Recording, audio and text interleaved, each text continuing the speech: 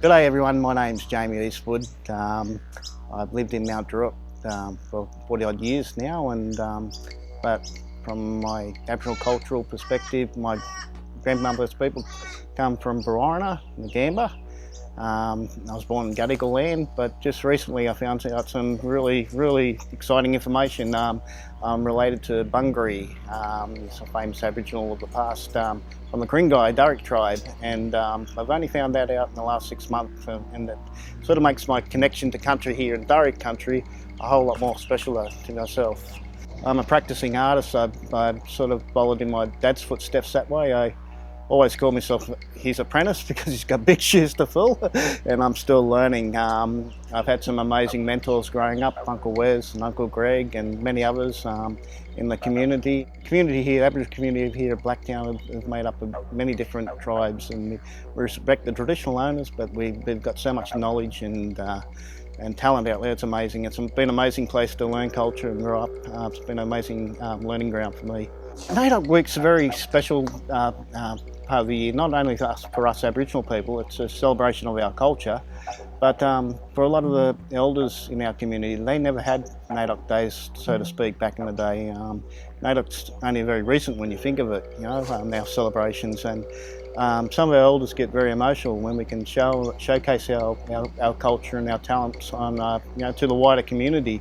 So NAIDOC Day to me is one of the special weeks of the year, or they extend it into 2 weeks now because we've got so much to show, but it's a chance to celebrate our culture, share it with the wider community. NAIDOC Day should only get up, it's a little like a modern day corroboree, so to speak, if it's done right. But yeah, very special time of the year to showcase Aboriginal culture and share it with the wider community. Recently I've done some artwork in Narrangin. It's an Aboriginal garden, heritage garden, and it sort of tells the story of the flora and the fauna of that landscape and the Darug people that were there, the traditional owners. And it's done in both traditional and modern styles, but I got the inspiration from traditional artworks where you had single etched lines, and that it basically tells the story of Narrangin, what you can find there to this day that's still present if you look hard enough. We carved some trees. Now they're very important. There's over 1,000 recorded carved trees here in New South Wales in the environment itself, but to this day there's only about 100 left standing in their natural environment. So I wanted to bring that element back to our culture and do it in a modern way and celebrate these scarred trees. Now, scar trees were done for many purposes, from canoe making to kilns, but they're also used as border markers to represent different tribes. The piece that Blacktown Native Institute painting then and now, there's a painting that I've wanted to do for a long time. It's been on the back of my mind. I've actually visited the site professionally and unprofessionally. I've done some archaeological work there, but I know stories from the elders, and that it's a very special place in the past and to the present. So there's a painting that has lots of different layers to it. My grandmother was part of the stolen generation, so I was coming back to her story, but also the story of being one of the first places in Australia where our children were actually taken away. And I was trying to echo the spirits of the past, because you walk on that ground, you can feel the energy and the vibe. It's a place of sadness, but it's been regenerated with the handover to the traditional owners now, so it's coming back to life. So in that painting I wanted to celebrate it from a traditional style, where you're looking down into something. A lot of our paintings were looking down onto mapping out something. So I mapped out the area with the modern houses and the streets. Then I overlaid it with children of the past, etched into the landscape. And I used some traditional symbols to represent water and water holes.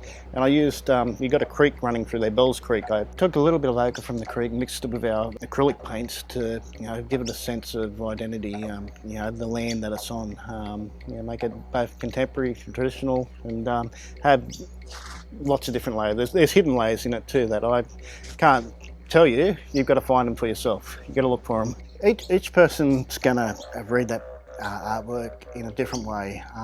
It has a layer of sadness, but it also has a layer of happiness. Depending which way and how you've been brought up, or your connection, your heritage, you'd read it differently. If you're non-Aboriginal, you might read it as a happy painting, children playing, holding hands. If you come from an Indigenous heritage stolen children background, you'd read it differently. You'd get the story. So, but yeah, there's some of the hidden layers. It's one of them ones you have to read. It looks very simple, but there's a lot of layers in it. How do I get into art? Well, I pretty much, rather than watching TV, I was given a paintbrush and a pencil, and and I've always admired Dad. Watched Dad as he painted growing up, and that, so I sort of got into art that way. But as we get older, we develop our own styles. So my style's a little bit different to Dad now, and we still work on similar themes and storylines that celebrate our culture, and be it political or non-political, or celebrate the community around us. But yeah, so basically got into art at a very young age. Mum was just telling a story when I could sort of draw and paint when I was about 2 or 3 years old.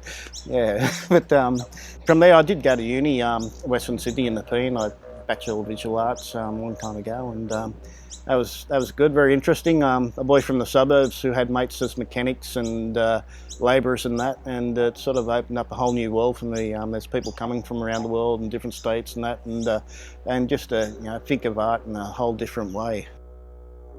I think it's important to recognise our local environment, our local places. We don't need to go to the Northern Territory or other places around here. We've got all this culture around us.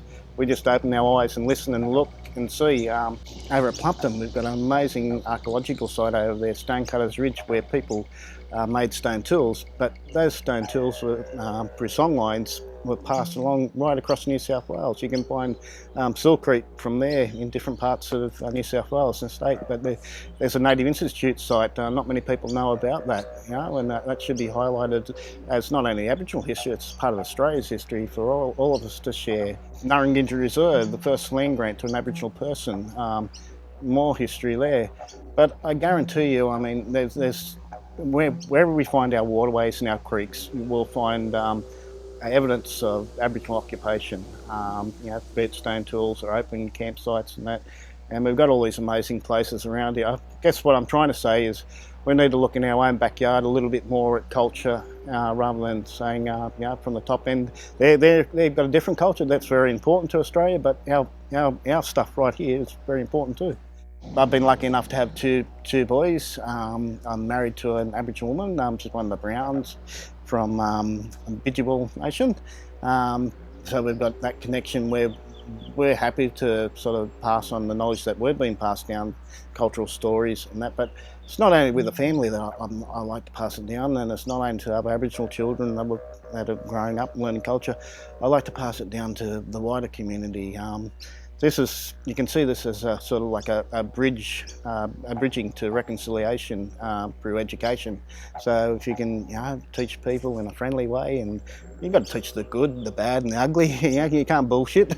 So there's a lot of bad things that happen in our history, but there's also a lot of good things that happen in our history that we need to celebrate. And we also need to celebrate our successful people. And we've got successful sports people, but we also got successful politicians, lawyers, doctors and all that type of stuff. And I just like to give them sort of a bit of acknowledgement now and again and say, hey, we're out there too. But cultural wise, it's very important to pass these things on. Otherwise, we've seen around the world other cultures slowly disintegrate and disappear.